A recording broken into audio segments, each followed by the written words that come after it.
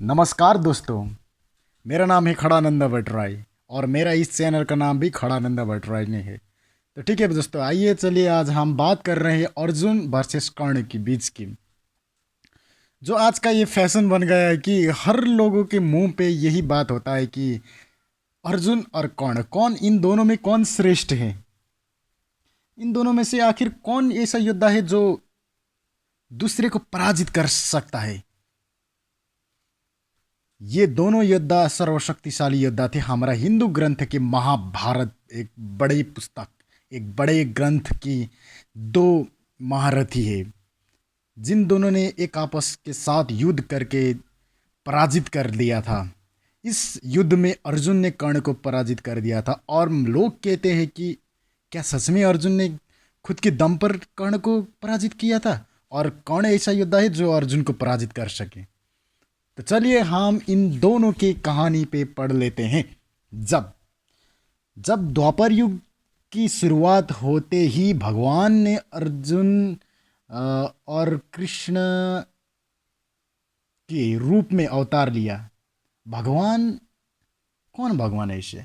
ऐसे वही भगवान है जो सर्व प्रकृति, सर्व ब्रह्मांड के स्वामी यानी लीलाधारी भगवान, लक्ष्मी के पति भगवान विष्णु के अवतार द्वापर युग में आते हैं। एक पूर्ण शक्ति स्वरूप अवतार यानी श्री कृष्ण और दूसरा केवल अंश स्वरूप। नर नारायण दोनों ही श्रेष्ठ पुरुष थे। इसलिए जब अर्जुन का जन्म होते ही भगवान इंद्र ने ये कहते कि कुंती माता से, हे कुंती, ये पुत्र समस्त विश्व में अजय होगा, इसे अर्जुन के नाम से हर कोई इसे जान लेता है और ये ऐसा योद्धा होता है कि जिसे पराजित करना नामुमकिन है। तो वैसे ही दूसरी तरफ कर्ण की तो कब का ही जन्म हो चुका था और कर्ण भी भगवान सूर्य नारायण का एक प्रसाद था जो कुंडल और कवच के साथ जन्म लेता हुआ था। और जब इन दोनों की क्रम चक्र चलती है कि शुरू जन्म से जब ये एक बचपन में ये चले जाते हैं कि गुरु शिष्य के लिए, तब अर्जुन और कर्ण को दोनों को ही गुरु द्रोणाचार्य उन दोनों को ही शिक्षा प्रदान करते हैं। और इनमें से केवल सिर्फ अर्जुन ही सफल होते हैं कि गुरु द्रोण को प्रसन्न करने में, यानी अर्जुन हर विषय में सफल होते हैं, हर परीक्षा में सफल होते हैं। और इसी सफलता को देखकर कर्ण को जलन होता है कि मैं अर्जुन को पराजित नहीं कर सका, यानी उसे किसी भी मौके पे मैंने उसे नीचा देखा नहीं पाया क्योंकि मेरे पे सामर्थ्य ही नहीं है, इसलिए मैं इस गुरुकुल को छोड़ के जा रहा हूँ। ऐसा सोचकर उन्होंने परशुराम के साथ झूठ बोलकर उन्होंने विद्या अर्जन किया। तो फिर बाद में क्या हुआ, परशुराम के साथ उन्होंने श्राप भी पाया। तो हम अर्जुन की बात करते हैं तो अर्जुन ने हर मोड़ पर उन्होंने प्रयास परिश्रम करके करके बड़े बड़े विद्याओं को अर्जित किया और एक महान योद्धा बन गए। यानी कर्ण भी योद्धा तो थे, लेकिन उन्होंने कुछ बड़ी से झूठी भी कहानी अपनी तरफ से फैलाई। और ये कहानी क्या है कि वो सर्वशक्तिशाली है, यानी अर्जुन उनके सामने कुछ भी नहीं है। और इसी वजह से दुर्योधन के साथ मित्रता उनकी संबंध हो गई और उन्होंने दुर्योधन के हर अधर्म पे साथ दिया। क्यों साथ दिया? क्योंकि अर्जुन को नीचा दिखाने के लिए, अर्जुन को पराजित करने के लिए, जो आपकी शत्रुता है उन्हें नीचा दिखाने के लिए आप चाहे अधर्म भी करना पीछे नहीं हटते हो। यही यही कर्ण के मन में यही सोच आया था। इसी वजह से कर्ण ने हर अधर्म पे दुर्योधन का साथ दिया। लेकिन जब अर्जुन और कर्ण के युद्ध होते तो अर्जुन के सामने कर्ण कुछ भी नहीं थे, यानी वो टिक ही नहीं पाते थे। जब भी कर्ण और अर्जुन का आमना सामना होता तो कर्ण भाग ही लेते थे। मैं उनको भगड़ा नहीं कह रहा हूँ, लेकिन वो भाग जाते थे क्योंकि वो अर्जुन के सामना नहीं कर पाते थे। चाहे विराट युद्ध हो या फिर कोई भी ऐसा युद्ध हो, जैसे द्रौपदी स्वयंवर में सभी योद्धाओं ने, सभी महारथियों ने अर्जुन को पहचाना था कि ये वास्तव में अर्जुन ही है।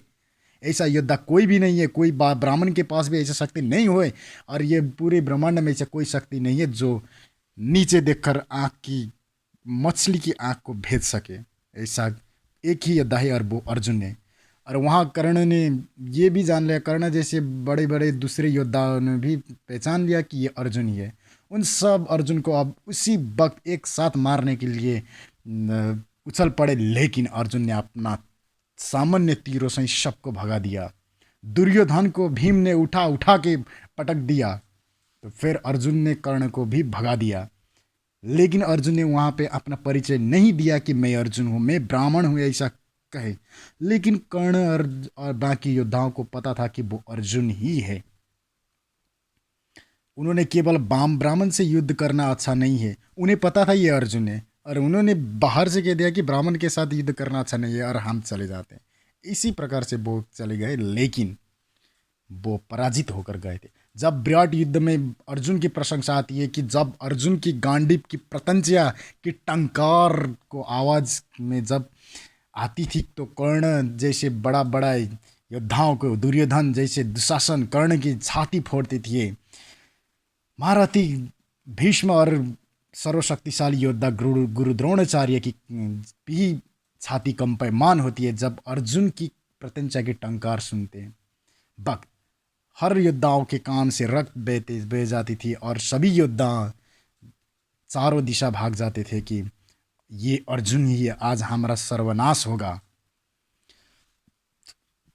तो वहां पर भी एक अकेला ही अर्जुन ने सारी कौरवों को पराजित कर देता है। लेकिन जब महाभारत की अंतिम युद्ध आते हैं तो भगवान श्री कृष्ण ये कहते हैं कि हे पार्थ, तुम अपनी कुछ शक्ति के साथ युद्ध करना, पूर्ण शक्ति के साथ युद्ध मत करो पार्थ, क्योंकि इस युद्ध में बहुत सारे ऐसे दुष्ट हैं जिसका धीरे धीरे से वध होना आवश्यक है। उन सबको वध होना, उन सबके दुष्ट कर्मों के फल की नतीजा उनके स्वयं के आँखों से देखना अति आवश्यक है। ऐसा कहकर भगवान श्री कृष्ण ने अर्जुन को आज्ञा दी थी। इसलिए अर्जुन ने अपने कुछ शक्ति से युद्ध करके 18 दिन तक युद्ध को चला लिया, भगवान श्री कृष्ण के साथ मिल गए। यदि अर्जुन को भगवान श्री कृष्ण ऐसा नहीं कहते, नहीं कह देते, तो अर्जुन कर्ण को आमना सामना होते ही उस कर्ण का वध कर देते थे। इतना शक्तिशाली थे अर्जुन। जय श्री कृष्ण। अर्जुन, आज के लिए इतना ही, बाकी हम दूसरे वीडियो में बनाते हैं।